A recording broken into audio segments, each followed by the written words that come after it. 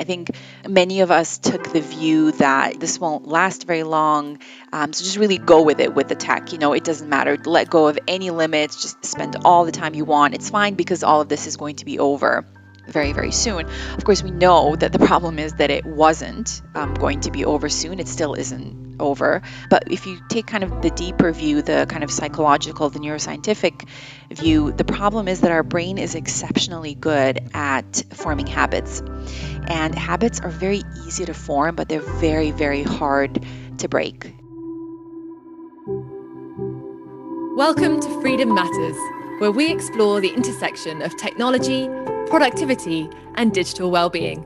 I'm your host, Georgie Powell, and each week I'll be talking to experts in productivity and digital wellness.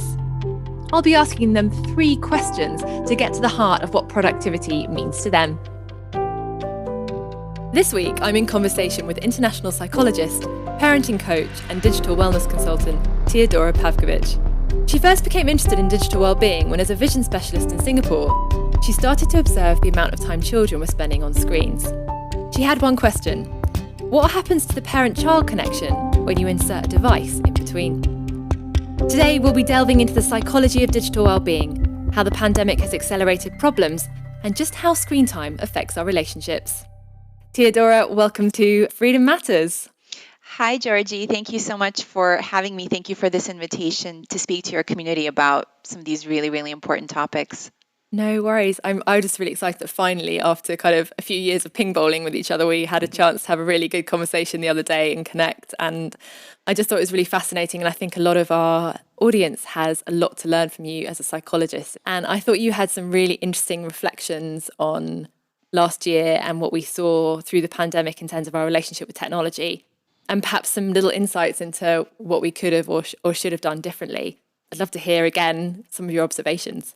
Sure. Well, I think we're all pretty aware of the fact that there was, of course, a huge surge in digital consumption and our presence online, and a kind of mass migration to the virtual world. And if we weren't very avid users before, I think we definitely became that in 2020, kind of whether we wanted to or not. And by about, I think it was April of last year, the increase in traffic just to children's websites and platforms went up by about 75%. So very early on, we could really tell what was going on. So most of us had to move online for work, even if we didn't want to. It was just kind of a new demand there if we wanted to hold on to our jobs. If we have kids, both we and they had to move online for the sake of their education. And then I think the rest of it was due to this kind of coping mechanism, I guess we could call it, that inevitably led us to binge on Netflix, doom scroll through news headlines, and share our private lives on TikTok.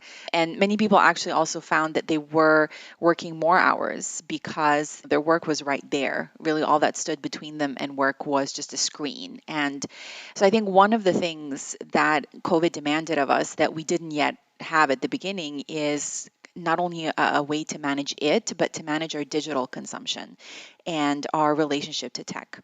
And of course, we had no idea how to do that. We still, I think, have a lot to learn. When I say we, I definitely include myself in that group as well. I think when it comes to that question of what we should have done differently, that is a very dangerous game to play. I think we're all at that phase where we are starting to engage with that question, but it's probably asking for the improbable, like hindsight normally does. But what I would say is taking the longer view of the pandemic, which I guess is the answer to a lot of these questions around what we could have done differently or better, or what we could have improved on. I think many of us took the view that this won't last very long. So just really go with it with the tech. It doesn't matter. Let go of any limits. Just spend all the time you want. It's fine because all of this is going to be over very, very soon. Of course, we know that the problem is that it wasn't going to be over soon. It still isn't over. But if you take kind of the deeper view, the kind of psychological, the neuroscientific view, the problem is that our brain is exceptionally good at forming habits.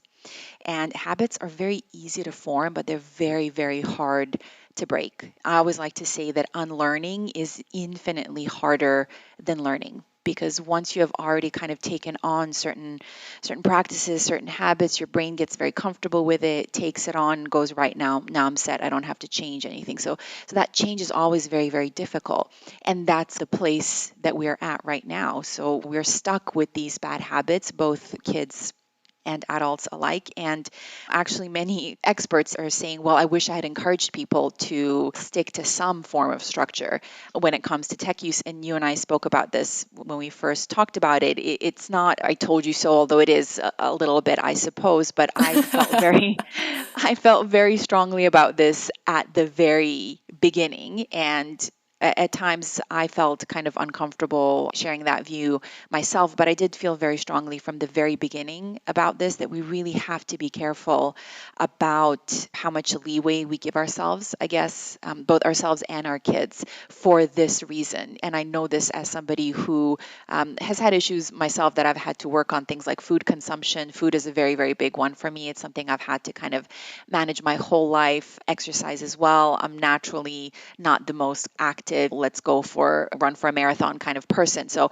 I've had to work on this my whole life. And through that and through my background in psychology, I know how easy it is to really relax into a new pattern and just how difficult it is to then have to break that pattern. So I was one of the people saying, let's please not let go of at least some kind of semblance of order when it comes to how we consume technology, because if we just consume as much as we want, pretty much the same thing that happens with food will happen to us. Of course, what's made it even more difficult is that then you've had this influx of new technologies coming out, like TikTok, which became hugely popular during the pandemic. The tech companies, marketers caught on to these new patterns that we engaged in and gave us even more digital content to consume and even more digital platforms on which we could spend our time. And so I think we're slowly kind of starting to recover, because I think we don't feel good anymore. I think that's one of the things COVID has taught us. And one of the reasons why I'm grateful for it is that it's really given us the opportunity to test out what too much looks like. And I think we have a relatively good idea now of what that is. And so now I'm quite encouraged by the fact that I think we're in this place where we're saying, okay, let's now think about how we want to fix this, how we want to improve this, how do we want to relate better to our technology. I'm so grateful for your positive spin on that today, because I'm increasingly feeling this sentiment that people are just exhausted. But maybe you're right. Maybe there is also kind of this awakening of, hang on a minute, if we're in this for longer term, we need to take back control of how we're living our lives, how we're spending our time, how we're kind of expending our energy. So yeah, let's hope more people have learned from that. I think as well, people learned quite positively about how to use tech in ways that we hadn't thought of before, and a lot more people got involved in using it in a positive way, which was something that was really good. Related to that, what I find really interesting about what you do is your psychological toolkit that you can use to help people build healthier relationships with technology. I think you refer to 3 different practices that kind of are your default go-tos, which I found really, really interesting when we last spoke. And I wonder if you could share a bit about those to our audience. Sure. So yeah, my approach to healthy technology use and management is, of course, psychological. It comes from that place of deeper psychological, and I mentioned neuroscience earlier, neuroscientific research as well. And so there are 3 areas or principles, I guess we could call them, that I use in my work with my clients. And these are emotional intelligence, positive psychology, and cognitive behavioral theory.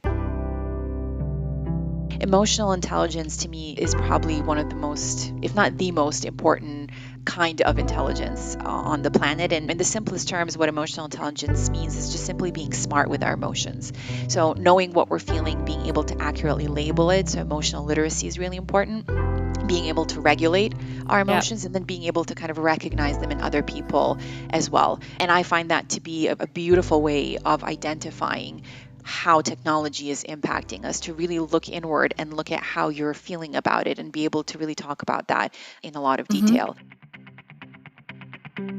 When it comes to positive psychology, at the end of our previous question, you mentioned my kind of positive take on things, and that really does have a lot to do with, on the one hand, my temperament. I think I naturally am a kind of a positive, optimistic person, but the part of my background is also in positive psychology. And positive psychology is really all about asking the question of, what are you already doing well? or what are you already doing right? And that's a huge perspective shift for psychology, where we used to constantly ask, what's wrong with you? What's broken? What do you need me to fix? What do you need me to make better? Mm. This is all about asking, what are you already doing well and what is already working? And I think that's an important question to ask again when it comes to tech use, because not all of it is bad and not all of it is horrible and not all of it is evil. There are Hmm. really great elements to it, and we need to understand which one of those elements are already present with people so that we can really amplify them and increase them and use them as inspiration for people to then continue to improve the way they engage with technology and the way they create through technology. And then the final bit is the kind of the cognitive behavioral theory part. And what that mostly looks at really is our thoughts. Our thoughts and the way we think have such a huge impact on how we behave, on the actual decisions that we make around what we're going to do really from one second to the next. But the problem is, and anybody who engages in mindfulness practices knows this, is that we're really unaware of most of the things that we're thinking about. These thoughts tend to take place on more subconscious levels. And so what I always try to encourage my clients to do is to really notice those little kind of pesky thoughts that will come up and that will, result in you staying on Netflix for 5 or 6 hours and feel horrible at the end of it, or engage in doom scrolling for an hour and again just feel horrible and feel like the world is just about to end. To really look at what are the thoughts that are kind of leading you to the behaviors that you're seeing and that you want to change, because once we can kind of shine a light on that, and once we can become really aware of how our thoughts dictate what we do on a daily basis, we can really make more informed and conscious decisions around that, around how we want to change our technology use. So we look at what's good already and we take that and we amplify it. We look at the things that we're really not crazy about and that are really not helping us to thrive and improve and get better, help our relationships better, help our parenting be better, all of those things. We want to take away those and we really want to amplify the positives. Thank you so much for sharing that. And I guess things are thinking about these sort of skills and the development of our brains and our minds and the effort and attention that you have to place on consciously crafting your relationship with technology. How do you think this is going to all develop? What is the future looking like? What's your view of how this is all going to play out? Well, I think in terms of the different forms, I guess, that tech is going to take, I would imagine it's only going to continue becoming increasingly frictionless and increasingly seamless and increasingly integrated, which are some of the main words, obviously, that are always used. And I'm not a tech person, so of course, I'm sharing my insights as a psychologist and kind of the observations that I've been making around technology. I think that's the direction that technology, at least modern mobile technology, has been moving in. And I think it will only continue that way.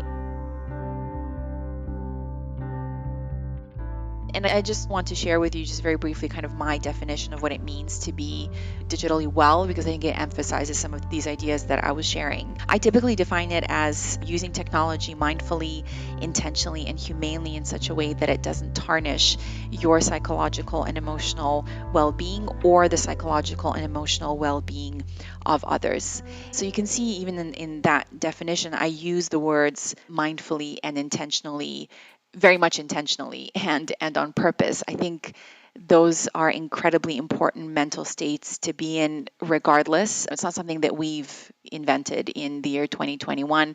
A lot of Eastern philosophies have been talking about bringing intention to our daily living for hundreds and thousands of years even. But I think that's something that we're starting to lose a little bit, because technology is built the way it is. So much of it is designed with these ideas of a lack of friction and seamlessness at their very core. And they're designed with huge amounts of repetition and predictability built in, right? Which means you're constantly running in that hamster wheel, because you know exactly what your email is going to do and what Instagram is going to do and your WhatsApp is going to do. And so you become habituated to the way in which these platforms work.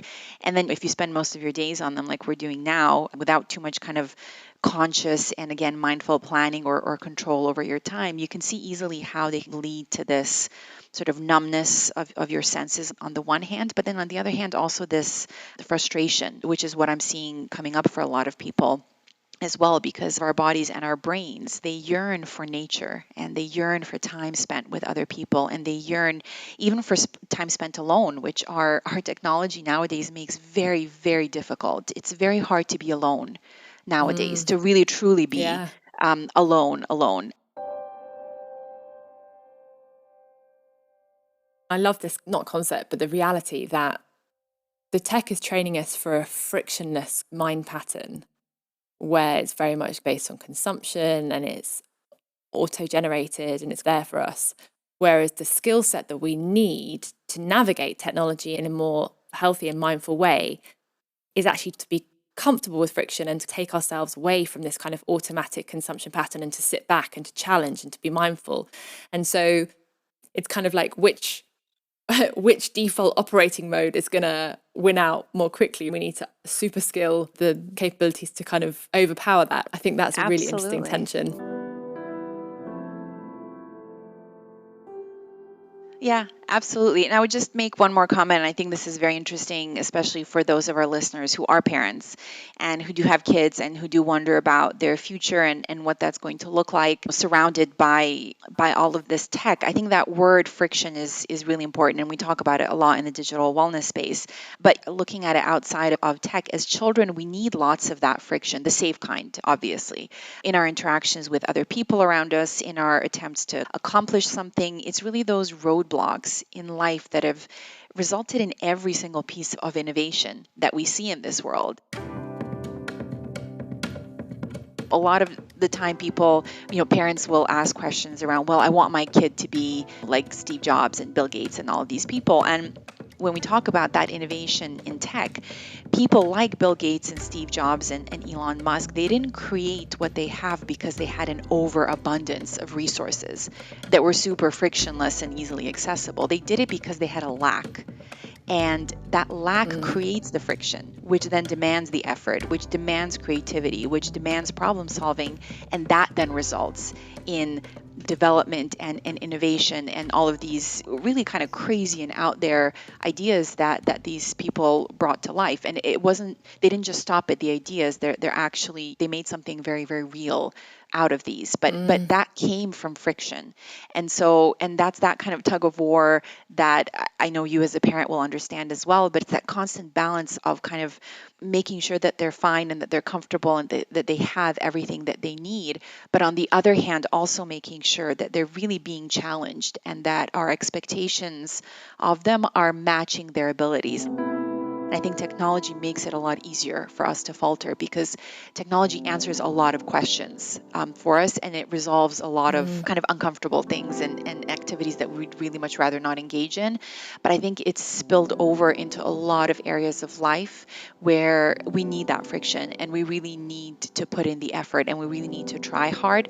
Otherwise, we're never going to step out of our comfort zone. And again, I'm sure everyone has seen that little graphic with the circle saying comfort zone and then the circle way out on one side saying this is where you need to be if you're going to create anything. Oh gosh, I could talk to you for hours on this. How often should I let my child tantrum? Is this okay? But unfortunately, we are out of time for this session. Maybe we can have you back on again in a few months' time because I'd love to hear more. And if anyone else wants to hear more, links to what Teodora does, you can find in the show notes to today's episode. Teodora, thank you so much. You've been a fabulous guest. Good luck in the next few weeks, next few months, coming out, hopefully, of this pandemic. And thank you so much for sharing your knowledge with us. Thank you, Georgie. Thank you so much again for the invitation. And thank you to all of our listeners for being here with us. Thank you. Thank you for joining us on Freedom Matters. If you like what you hear, then subscribe on your favourite platform. And until next time, we wish you happy, healthy, and productive days.